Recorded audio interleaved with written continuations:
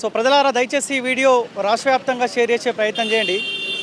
So నేను హైదరాబాద్ ప్రాంతంలోని మేడ్చల్ నియోజకవర్గం దమ్మాయిగూడెం ప్రాంతంలో ఉన్నా. సో ఈరోజు ఆదివారం అయినా సరే సో ఎక్కడో ఒక దగ్గర ప్రజలు ఇబ్బంది పడుతూ ఉన్నారు. ఇష్యూని హైలైట్ చేయాలి, గవర్నమెంట్ దృష్టికి తీసుకెళ్లాలనే ఉద్దేశంతో నేను మార్నింగే బయలుదేరిన దమ్మాయిగూడ ప్రాంతంలోకి వచ్చిన.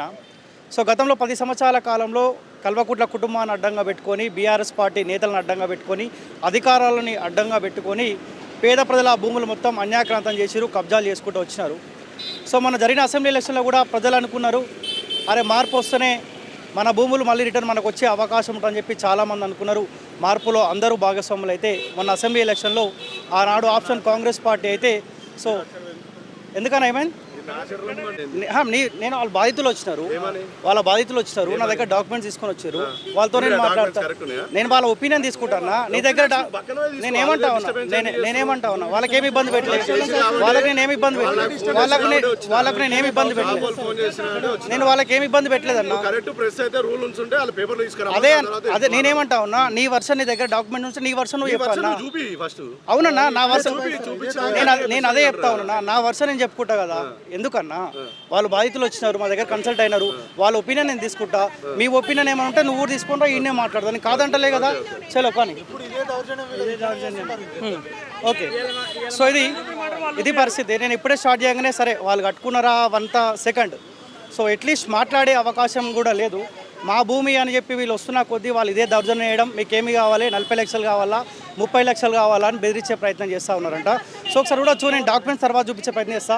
సో ఇది దాదాపు ఒక 500 గజాలంట, ఒకసారి కూడా 700 గజాలంట. సో 700 గజాల భూమి రోడ్డుకు ఆనుకొనే ఉన్నది. సో మొన్న ఆంధ్ర కిచెన్ అని ఒక 2 షటర్లు వేసుకున్నారు, Shri Venkateswara motor sales service అని ఒకటి వేసుకున్నారు, లక్ష్మీ గణపతి హోమ్ నీడ్స్ అని ఒక 4 షటర్స్ కనిపిస్తూ ఉన్నాయి. సో అక్కడ స్నేహ చికెన్ సెంటర్ అయితే కనిపిస్తూ ఉందో దాంట్లో కొంత భాగం కూడా ఈ 700 గజాలకు సో వీళ్ళంతా చారీలు. సో గత కొన్ని సంవత్సరాల నుంచి వీళ్ళ ఆధీనంలో ఉండే. సో అసెంబ్లీ ఎలక్షన్స్ కోడ్ రాగానే సో ధర్మారెడ్డి, చిన్నారెడ్డి, ఈ రెడ్డిలంతా సో వీళ్ళు ఉంటారు కదా, సో వీళ్ళందరూ కలిసి మరి మల్లారెడ్డి దగ్గర పర్మిషన్ తీసుకురా, లేకపోతే కల్వకుట్ల కుటుంబం దగ్గర ఆనాడు అధికారం ఉన్న వాళ్ళ దగ్గర, లేకపోతే అధికారులతోటి తొత్తులుగా మారి పర్మిషన్ తీసుకురా. ఎలక్షన్స్ కోడ్ రాగానే సో దన్న ఈ షటర్స్ అన్నీ లేపేస్తారంట.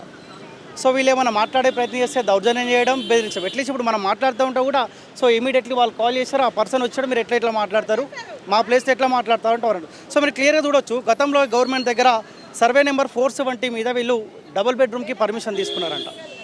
కానీ 470 సర్వే నెంబర్లో డబుల్ బెడ్రూమ్ కట్టకుండా 411 సర్వే నెంబర్ ఏదైతే వీళ్ళ ల్యాండ్ ఉందో, 700 గజాల ల్యాండ్ ఉందో దాంట్లో వీళ్ళ షటర్స్ వేసుకున్నారు. చెన్నారెడ్డి ఎవరయ్యా అంటే మల్లారెడ్డికి సంబంధించిన మనిషి అంటే, ఆయన కోఆప్షన్ మెంబర్ అంట. సో ఆయనతోటి కొంతమంది కాంగ్రెస్ పార్టీ సంబంధించిన నాయకులు కూడా మాట్లాడే ప్రయత్నం చేస్తూ ఉంటే బాధితులు మా దగ్గరకు వస్తూ ఉన్నారు, ఈ ల్యాండ్ వాళ్ళది, వాళ్ళకి ఇచ్చేయాలన్నప్పుడు మీకు 40 లక్షలు కావాలా, 50 లక్షలు కావాలా, మీకు ఇచ్చేస్తా అని చెప్పి ఆ కాంగ్రెస్ పార్టీ వాళ్ళకు ఈ చెన్నారెడ్డి అనేట ఆయన దౌర్జన్యం చేసుకుంటూ మీరు పైసలు తీసుకొని కాంప్రమైజ్ అయిపోండి అని చెప్పే ప్రయత్నం చేస్తూ ఉండంట. సో ఇప్పటికైనా మేమేమంటా ఉన్నాం, మార్పులో వీళ్ళందరూ కూడా భాగస్వాములు అయినారు. మార్పు వస్తేనే మా 700 గజాల ల్యాండ్ ఎవడైతే అధికార పార్టీని అడ్డంగా పెట్టుకొని కబ్జాకు గురి అయ్యి ఈ షటర్లు వేసుకున్నాడో తిరిగి మాకు భూమి వస్తుందని చెప్పి ఆనాడు వీళ్ళందరూ మార్పు కోసం భాగస్వాములు అయితే మార్పు వచ్చింది. మరి మార్పు వచ్చిన తర్వాత కూడా ఎందుకు ఇటువంటి ఆగడాలకు పులి స్టాప్ పడట్లే? పదే చెప్పారు కదా, మల్లారెడ్డి ఏ భూములు అయితే కబ్జా చేసిండో ఆ భూములు మొత్తం పేదోనికి దక్కేటట్టు చేస్తామని చెప్పారు కదా. మరి మల్లారెడ్డి పేరు చెప్పుకొని చాలామంది భూములు కబ్జా చేశారు కదా, ఎందుకు ఇప్పటి వరకు గవర్నమెంట్ రెస్పాండ్ కావట్లేదు, స్పందించట్లేదు? మీరు ప్రజాపాలన కంప్లీట్ ఇచ్చిరా? అక్కడ ఇచ్చిరా? ప్రజావాణిలో ఇచ్చిరా? చలో సమాధానం చెప్పాల్సిన అవసరం ఉంది. ప్రజావాణిలో కూడా వీళ్ళు కంప్లైంట్ చేశారంట, మన ఈ ప్రజావాణిలో ఇచ్చిన డాక్యుమెంట్స్ ఎటుపోయినాయి? సో రాష్ట్ర ప్రభుత్వం సమాధానం చెప్పాల్సిన అవసరం ఉంది. సో వాళ్ళ పని మీద వాళ్ళు ఉన్న రికార్డింగ్ చేసుకుంటారు. సో ఎవరు క్లియర్ ఎక్స్ప్లెయిన్ చేస్తారన్నా? మీదే నాన్న పెద్దనది? మీ పేరేం పేరు? యాదగిరి. నా పేరు యాదగిరి. సో ఎన్ని సంవత్సరాల క్రితం ఈ భూమి మీ ఆధీనంలో ఉంటే? తాతల నుంచి ఉంది. తాతల నుంచి మా ఫాదర్ నుంచి మాకు వచ్చింది.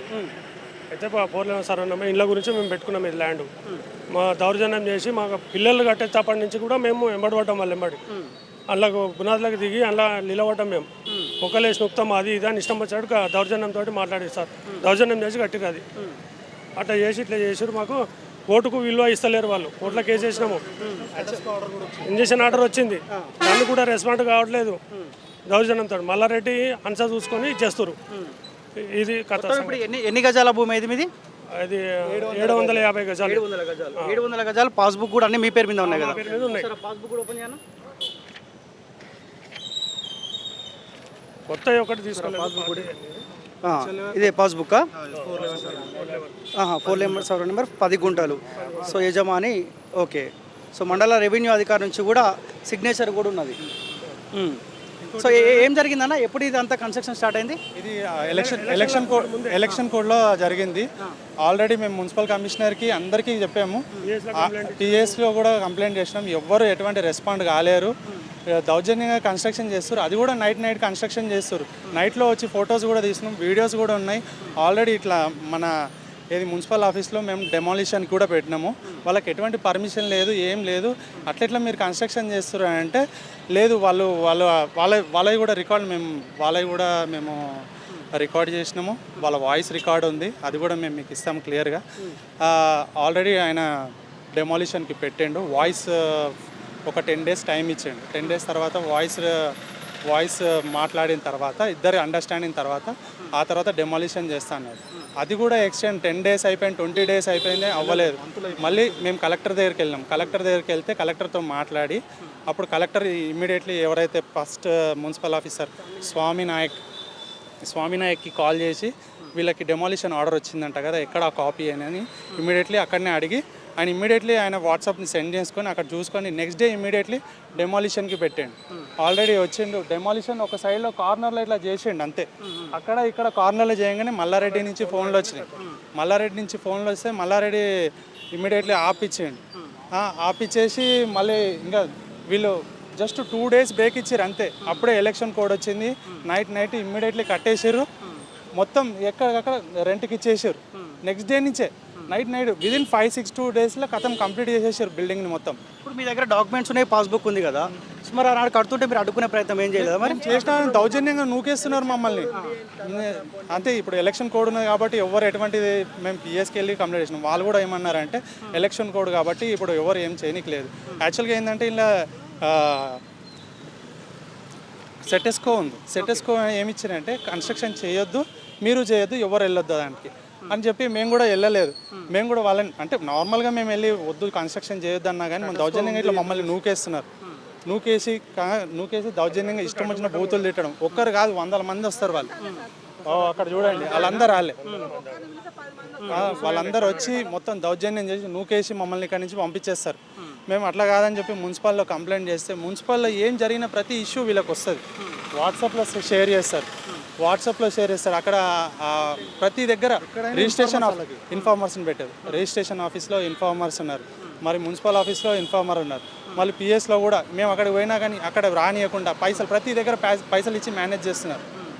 ఇంత మాకు చాలా ఇబ్బంది ఉంది. అంటే మల్లారెడ్డి ఎట్లా చెప్తే అట్నే అధికారులు విన్నారు అనుకుందాము. ఆయన చేతిలో అధికారమే లేదు కదా, అంటే గవర్నమెంట్ వాళ్ళది లేదు కదా. మార్పు వచ్చింది, కాంగ్రెస్ పార్టీ అధికారంలోకి వచ్చింది కదా. ఇప్పుడు అట్లీస్ట్ గవర్నమెంట్ దృష్టికి కూడా తీసుకెళ్తే అధికారులు కూడా మళ్ళీ మల్లారెడ్డికే పనిచేస్తూ ఉన్నారా? అంటే వీళ్ళు మల్లారెడ్డితో మాట్లాడుతారా ఏం చేస్తారా అనేది మనకు తెలియదు. ఇప్పుడు ఉన్న మున్సిపల్ వాళ్ళకు కూడా వీళ్ళు పోయి మాట్లాడుకుంటున్నారు లోపల. చాలా అన్యాయం జరుగుతుంది. లోపల మాట్లాడుకొని మాకు ఏం తెలియకుండా యాక్చువల్గా ఏంటంటే మేము కంప్లైంట్ టౌన్ ప్లానింగ్ ఆఫీసర్ ఉంటాడు, ఆయన కంప్లైంట్ చేయకపోతే కంపల్సరీ ఆయనకి ఏమి ఇచ్చినా, ఏ పేపర్ ఇచ్చినా అది వీళ్ళకి వస్తుంది, అది వీళ్ళకి ఇస్తుంది. అది వాడు ఎట్లా ఫోటో తీసి పంపిస్తాడు వాడు నాకు అర్థం కాదు. ప్రతిదీ వీళ్ళకు తెలుస్తుంది. ఒక ఆఫీసర్కి తెలవాల్సింది ఆఫీసర్ తెలియకుండా ఒక కాంట్రాక్ట్ పర్సన్కి తెలిసిపోతున్నాయి అన్నీ. అప్పటిలోపలనే వీళ్ళన్నీ మేనేజ్ చేస్తున్నారు. ఇప్పుడు గవర్నమెంట్ నుంచి వీళ్ళకి పర్మిషన్ 470 సర్వే నెంబర్లో డబుల్ బెడ్రూమ్ కోసం పర్మిషన్ తీసుకుంటుంది అంతేనా? ఇక్కడ ఏ వాటికి పర్మిషనే లేదు, అసలు మున్సిపాల్లో పర్మిషనే లేదు. వాళ్ళ 470కి ఏదైతే 470 ఉందో దానికి మాత్రమే పర్మిషన్ ఉంది. వాళ్ళు 470లో పర్మిషన్ తీసుకొని 4 level డైరెక్ట్ వచ్చి కన్స్ట్రక్షన్ చేసారు. 20 లక్షలు. ధర్మారెడ్డి చెన్నారెడ్డి ఇద్దరు అన్నదమ్ములేనా? పాలోళ్ళు.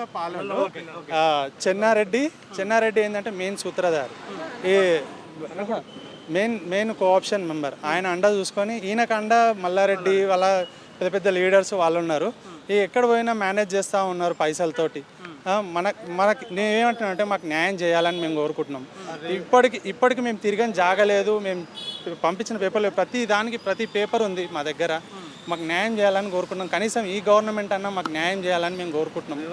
రేవంత్ రెడ్డి సార్ని మేము ఒకటే రిక్వెస్ట్ చేస్తున్నాం, కానీ మాకు న్యాయం చేయాలని మేము బాగా రిక్వెస్ట్ చేస్తున్నాం. కనీసం మా జాగా మాకు ఇప్పియండి. చాలా దౌర్జన్యంకి వీళ్ళు మాకు ఏ ఆప్షన్ లేదు. మాకు ఇక్కడ మేము ఇల్లు కట్టుకోవాలి. మేము ఇల్లు కోసం పెట్టుకున్న 10 గుంటల్ని వీళ్ళు కబ్జా చేశారు. ఓకే, మీరన్నా మీరంతా ఒకటే ఫ్యామిలీ? ఇద్దరు అన్నదమ్ములం. వీళ్ళకి సర్వే నెంబర్లో ఏం లేదండి. 411 సర్వే నెంబర్లో వాళ్ళ పేర్లే లేవు అసలు. అసలు 411 సర్వే నెంబర్ పేర్లే లేవు, కానీ మాదే అని చెప్పి వాళ్ళు దౌర్జన్యంగా వస్తూ ఉంటారు. ఆయన వచ్చి మళ్ళీ మనదే అంటా ఉండు కదా, మాదే మా ప్లేస్ మీరు ఎట్లా మాట్లాడతారు? అదే వాళ్ళకి ఎటువంటిది ఏం లేదు, వాళ్ళ దగ్గర డాక్యుమెంట్ కూడా లేదు. వాళ్ళు విజయమ్మ అనే పేరుతోటి ఒక డాక్యుమెంట్ తీసుకొని వస్తారు. ఫేక్ డాక్యుమెంట్ అన్నది కూడా తీసుకొని విజయమ్మ మీ పాలమనే కదా, ఆమెది ఉంది కదా అన్నాడు. ఆమెది కూడా వాళ్ళు కట్టుకున్నారు. అది విజయమ్మది జాగా. అది ఈడికెళ్ళి ఆడదాకా షట్టర్లు ఉన్నాయి కదా, ఆడికెళ్ళి ఆడదాకా షట్టర్లు ఉన్నాయి. అది ఆమె జాగా. అది తీసుకొని అది ఇక్కడ చూపించి ఇది ఇంట్లో ఇది ఆమెదే ఇంట్లో అని చెప్పి చూపిస్తుంటారు. ఎంత 150. విజయమ్మ అనే దాంట్లో కూడా వీళ్ళే కట్టేసుకున్నారా? విజయమ్మ జాగానే అది. ఇది విజయమ్మ జాగా అని చూపించి మేము సెట్ బ్యాక్ తీసుకొని మేము కొనుక్కున్నాం ఇది అని చెప్తారు. అంటే 2003లో సెట్ బ్యాక్ తీసి కొనుక్కున్నామని చెప్తారు వాళ్ళు.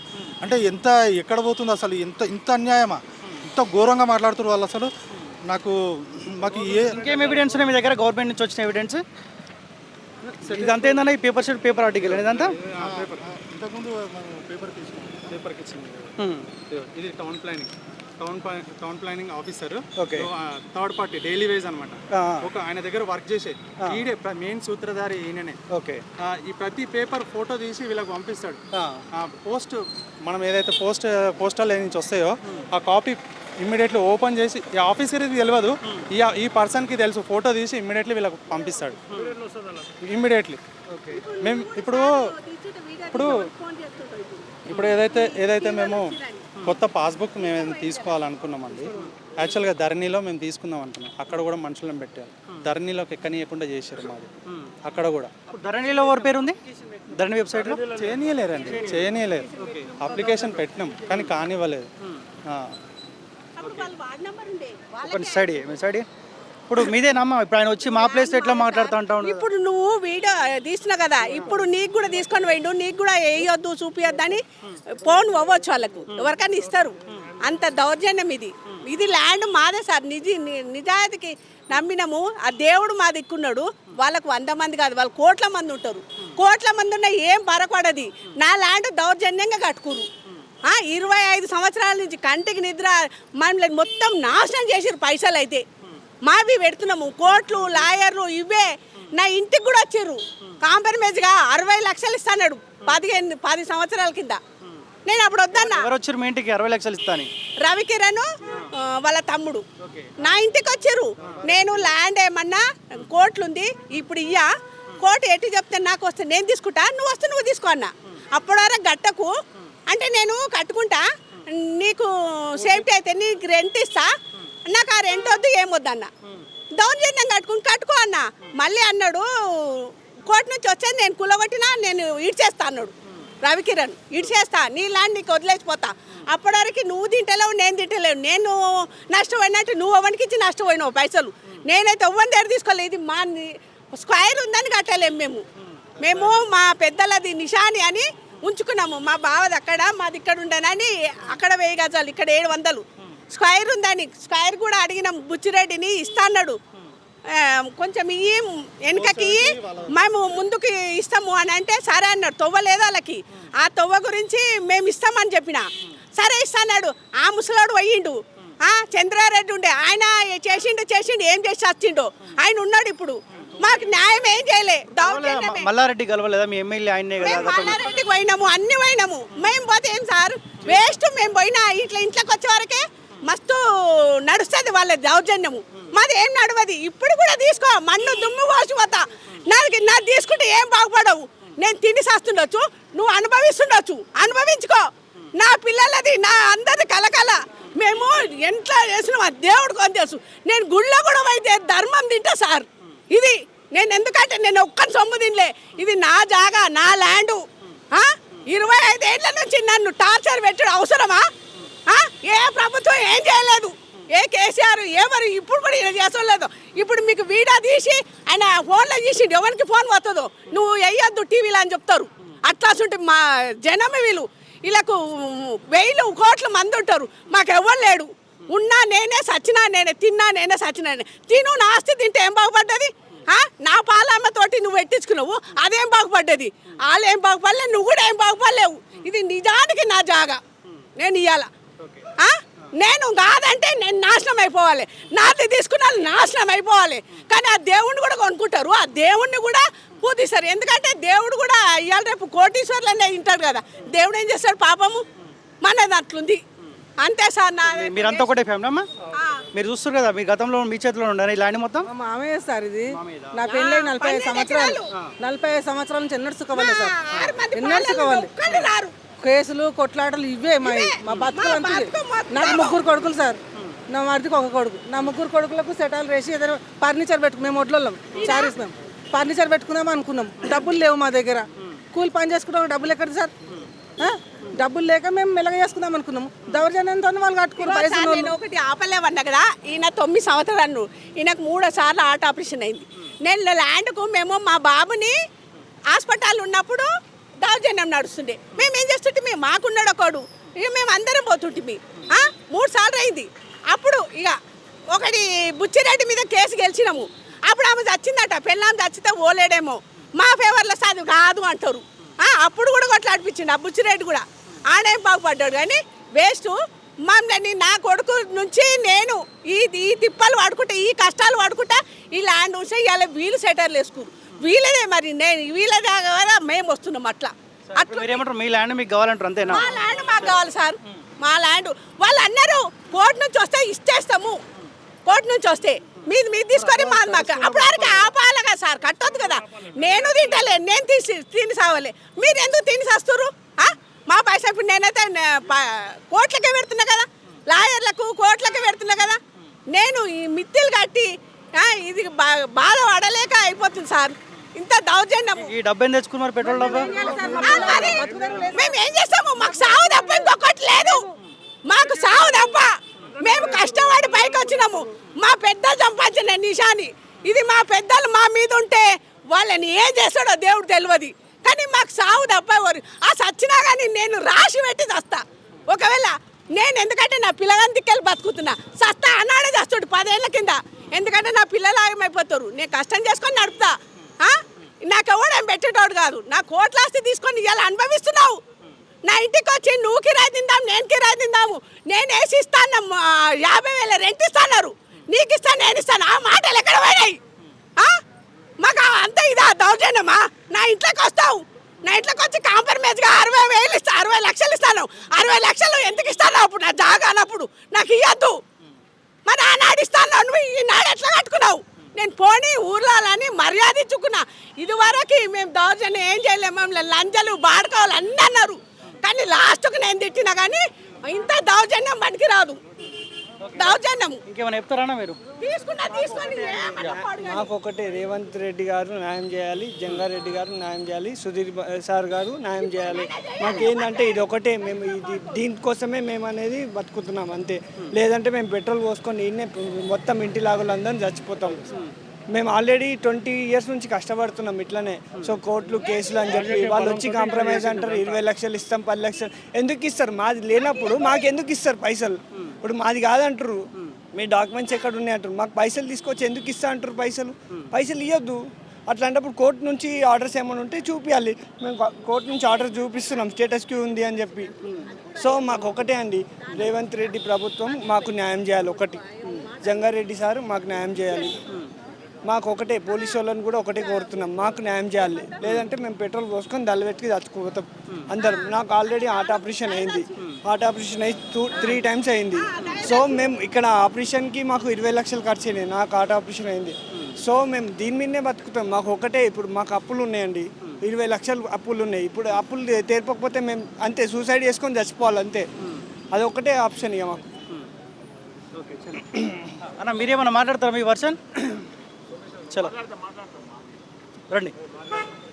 ఏందన్నా సో ల్యాండ్ మీదే అని మీద అంటున్నారు, వాళ్ళేమో మాది ల్యాండ్ 25 సంవత్సరాల నుంచి మా దినంలో ఉందని వాళ్ళు అంటూ ఉన్నారు. ల్యాండ్ మీదే అయినప్పుడు 60 లక్షలు ఇస్తా అని చెప్పి వాళ్ళ ముందుకు మీరు ఎందుకు వెళ్తా ఉన్నారు? సో ఎందుకు గతంలో కూడా గవర్నమెంట్ కూల్చేయడానికి రెడీ అయినప్పుడు ఎందుకు వీళ్ళపైన దౌర్జన్యం చేస్తా ఉన్నారు? ఏం చేయలేరు గవర్నమెంట్ ఏం లేదు. వాళ్ళు దౌర్జన్యంగా వచ్చి ఇట్లా పెట్రోల్ పట్టుకొని వచ్చి ఏదో ఇట్లా కామెడీ చేసుకుంటా అంటే ఎవరు ఉన్నారు ఇక్కడ? అధికారులు ఉన్నారు, అందరు ఉన్నారు. ఏ గవర్నమెంట్ ఉన్నా ఏమున్నా ఎవరున్నా కలెక్టర్ దగ్గరికి వెళ్ళారు, అందరి దగ్గరికి వెళ్ళారు. ఏమున్నా ఇట్లా మీరు ఏం మ్యాటర్ తెలియకుండా వచ్చి ఇట్లా రికార్డింగ్ చేయడం అసలు కరెక్ట్ కాదు. వాళ్ళ దగ్గర ఏం పేపర్స్ ఉన్నాయి, ఏం డాక్యుమెంట్స్ ఉన్నాయి నువ్వు చూపించండి. ఇక్కడ గవర్నమెంట్ ఉంది, పోలీసు వాళ్ళు ఉన్నారు, అందరు ఉన్నారు, కలెక్టర్ ఆఫీస్ ఉంది, అన్నింటి దగ్గరికి వెళ్ళి రాళ్ళు అలా ఎక్కడ నడవలేదు. అందుకని చెప్పి మిమ్మల్ని తీసుకొని వచ్చి ఇప్పుడు పెట్రోల్ తీసుకొని వచ్చి తమాషా చేస్తారు షాప్లో ముంగట. అవన్నీ వేస్ట్ చేయడం.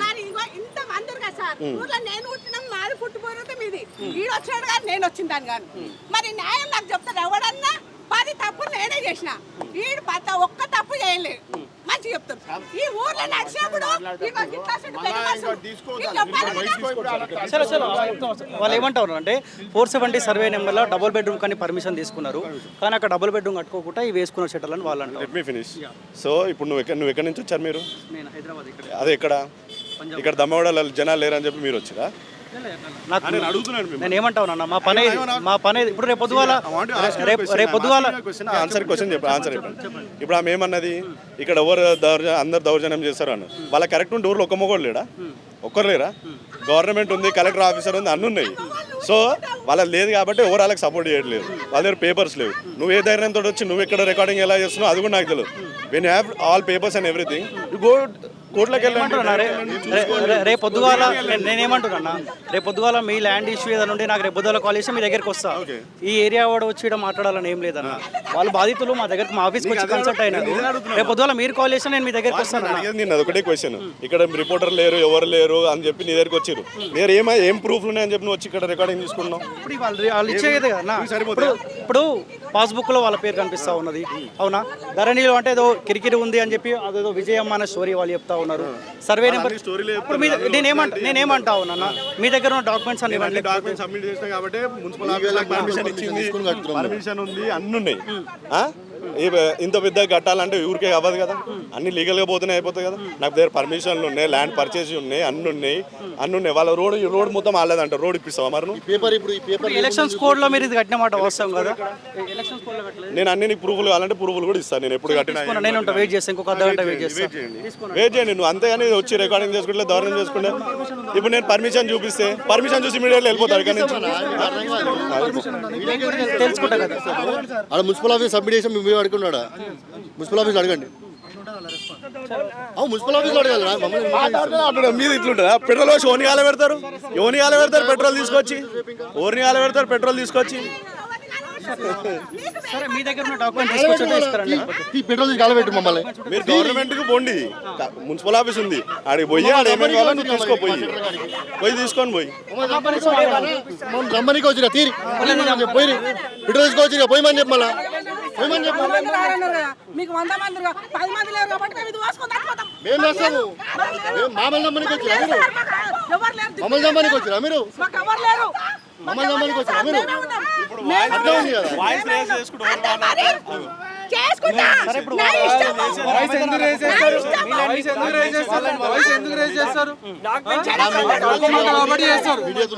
మీతో మాట్లాడానికి వచ్చాము. అన్ని ప్రూఫ్లు సబ్మిట్ చేసాము. పిఎస్ కలెక్టర్ ఆఫీస్ ఏడాడికి వేరు అన్నింటిలో మేము ప్రూఫ్ సబ్మిట్ చేసి హెచ్ఎండి ఆఫీస్ నుంచి పర్మిషన్ తీసుకొని ఏమైనా కావాలంటే సబ్మిట్ చేసి మీరు తీసుకోండి. పర్మిషన్ 4 లెవెల్ ఉందా? మీరు ఏదో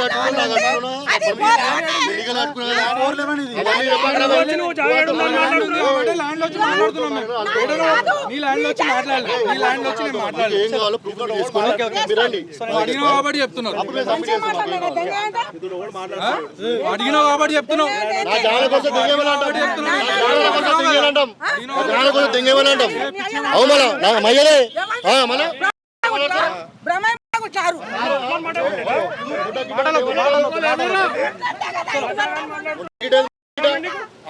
మాటలు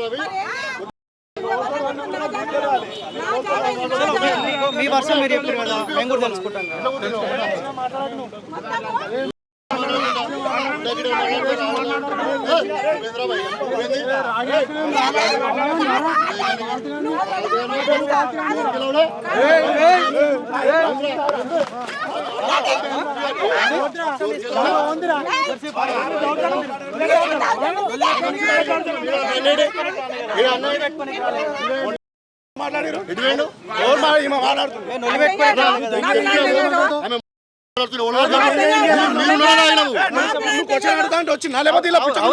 మీ వర్షం తీసుకొని మీరు వచ్చారు కాబట్టి మీ వర్షం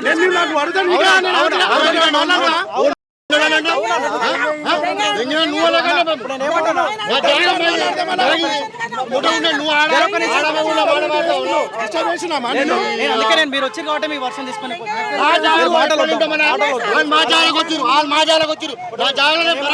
నేనేమంటున్నా, మీ వర్షం మీరు చెప్పారు, వాళ్ళ వర్షం వాళ్ళు చెప్పారు.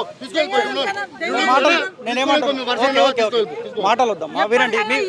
నేనేమంటున్నా, మేము కూడా తెలుసుకుంటాం కదా. మీ వర్షం మీరు చెప్పారు కదా, నేను తెలుసుకుంటా కదా, నా పని ఇది కదా. అరే గవర్నమెంట్ మన చేతిలో ఉందమ్మా. గతంలో అంటే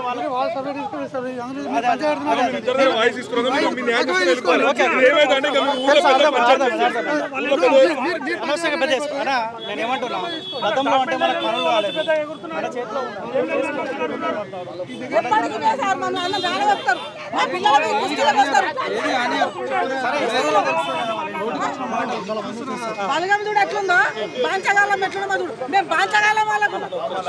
ఇప్పుడు నేనేమో మీరు ఇలా వాయిస్ తీసుకోరు కదా, మీరు వాళ్ళ దగ్గర తీసుకుని వర్షాలు తీసుకున్నారు. మీరు ఏం చేయాలని మీరు చేసుకోండి. మీరు ఏమైందంటే ఊర్లో వేరే డిస్ప్యూట్ అయిపోతుంది, అందరు మంచిగా ఉన్న వాళ్ళు అందరూ కొట్లాడైపోతుంది. మీరు అయిపోయింది వర్షం తీసుకొని వెళ్ళిపోయి ఏదంటే పోలీసు కోర్టులో అయిపోతుంది. సార్ వాళ్ళ వర్షం వాళ్ళకు ఉంది, మీరు కోర్టుకు పోయినా ఈడమైనా తెలుస్తుంది. ఈడ మాట్లాడే కాదు,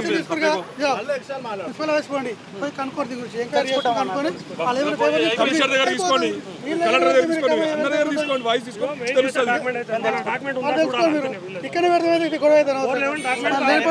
వాళ్ళు మన కన్సల్ట్ అయినారు, మన బాధ్యత తీసుకోరు కరెక్టే. వాళ్ళని కూడా తీసుకోండి, పైకి తీసుకోండి, లేకపోతే దూరం తీసుకోండి. ఇతను ఒకటే రెండు మాటలు ఎవరి డాక్యుమెంట్ ఏడు చూసి కలెక్టర్ నేను వీళ్ళకి రమ్మని చెప్పలేదన్న. వాళ్ళు వచ్చి మీరు డిస్టర్బెన్స్ ఏం క్రియేట్ చేయలేదు. వాళ్ళ వాయిస్ తీసుకొని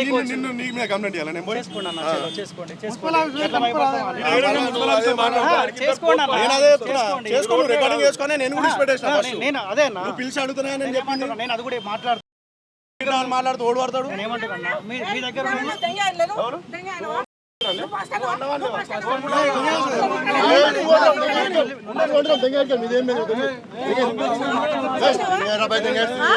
మీరు నొల్లి పెట్టుకొని ఇప్పుడు మీరు ఏమంటారు, మీరు ఫస్ట్ కెమెరా తీసుకొని